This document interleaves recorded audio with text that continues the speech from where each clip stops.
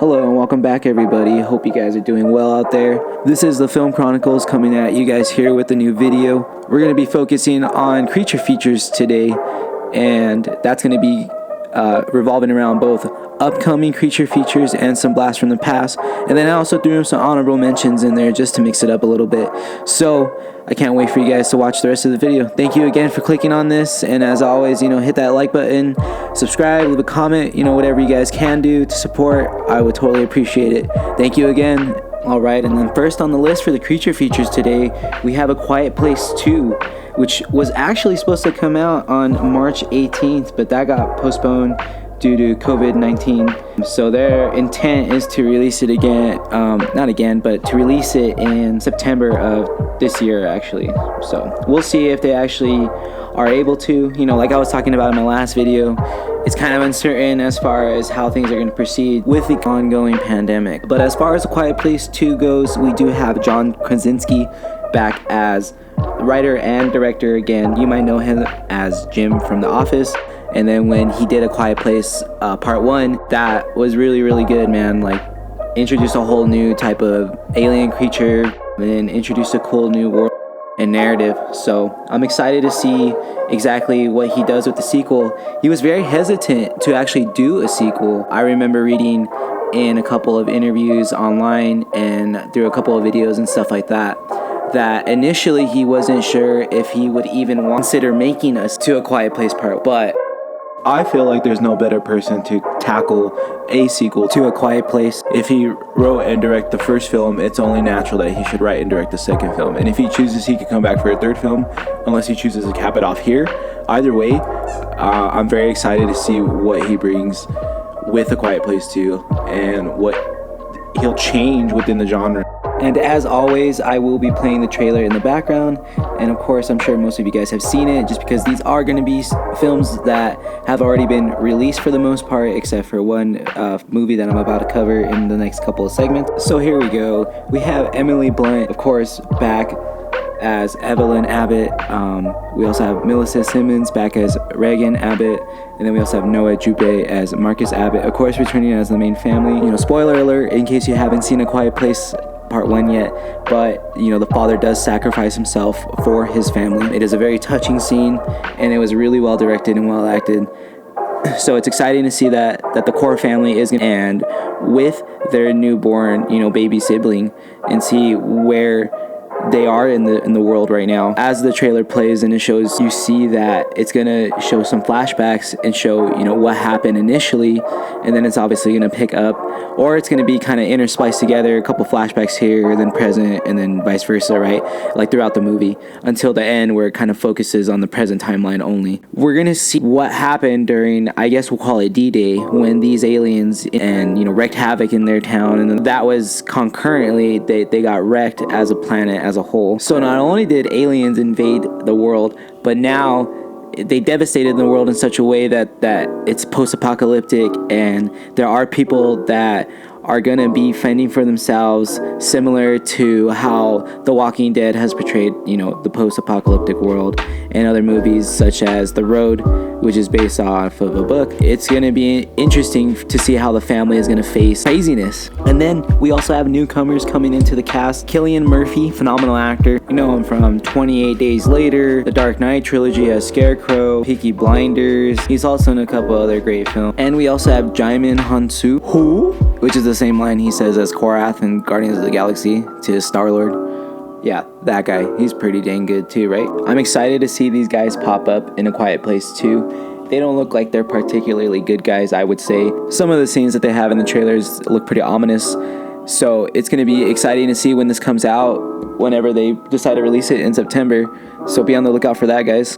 The next movie on my list here is Antlers, which was actually supposed to come out April 17th of this year. But again, amidst the coronavirus hitting us, it's going to be postponed here until, well, actually, There is no current new release date. With that being said though, this film is being directed by Scott Cooper.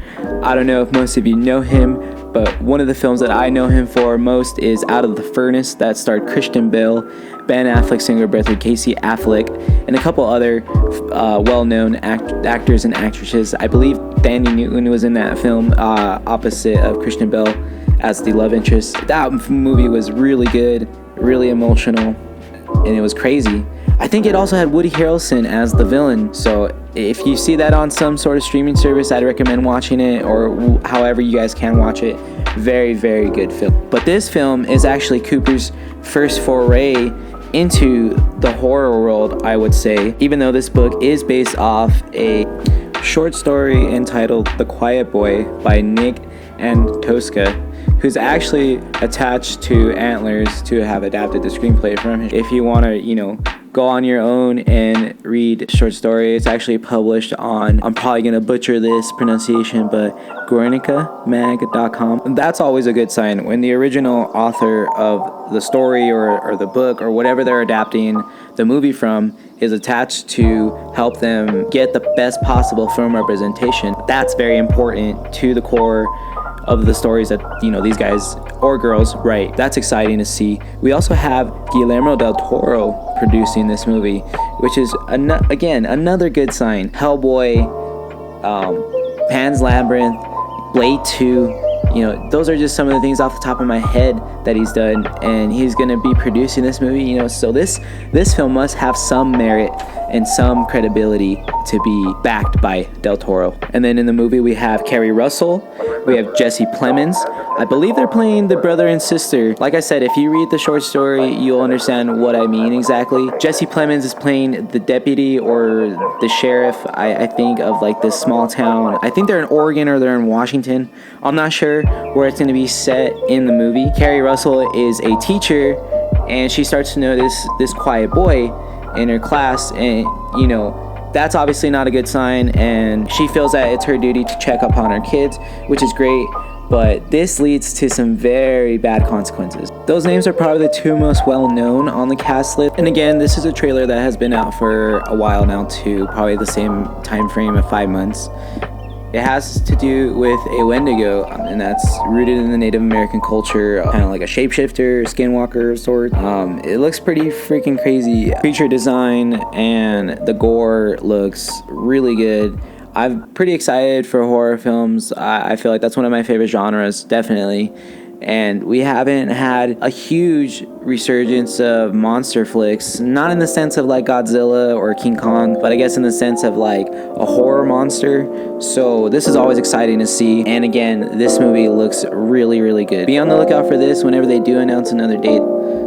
And in the realm of new movie news, we got some news that Ryan Gosling is actually attached to star as Wolfman for Blumhouse and Universal's resurgence of Universal Monsters. So we saw this with 2020's The Invisible Man by Leigh Whannell, who also has a lot of credit in the horror world too. He was a writer on Saw.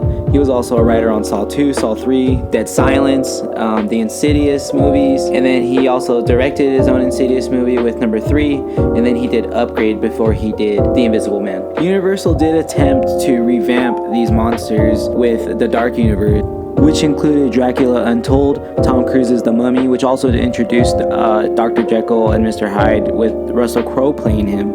But that dark universe didn't get off the ground, so it seems like now that they're back at it again. And Blumhouse does seem to have a great track record. They've done a lot of films that I love. Recently was the revitalization of Halloween by bringing a true sequel.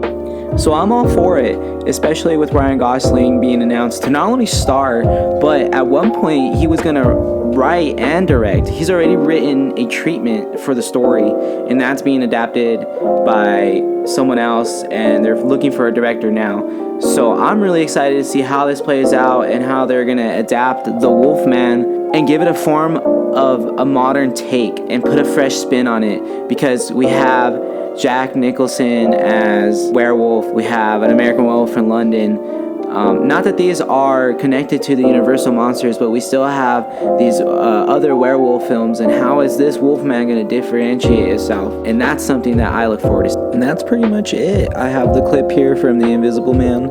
Again, you guys should check out that movie. If that's any indication as to what the future of these monsters hold, then I'm very excited to see what directors and writers and actors can bring to the table to change up and modernize characters like Frankenstein and characters like the Wolfman. So with that being said, guys, that's the end of this video. I hope you guys liked it and enjoyed. I was originally going to make this video a lot longer, but I feel like I'm pushing the benchmark with 10 minutes right now. I feel more comfortable doing 10-minute videos a piece. So what I'm going to be doing now is that I'm going to be doing a part 2 of the creature feature. So this part is dedicated solely to just movies that were supposed to be coming out and or are in production, like The Wolfman. Part 2 is going to be a blast from the past. We're going to go over some classic titles, personal favorites of mine, and then I'm also going to do some honorable mentions in that video. So stay tuned. I can't wait to put that video out. Again, like and subscribe, and I'll talk with you guys soon. Stay safe. This is the Film Chronicles.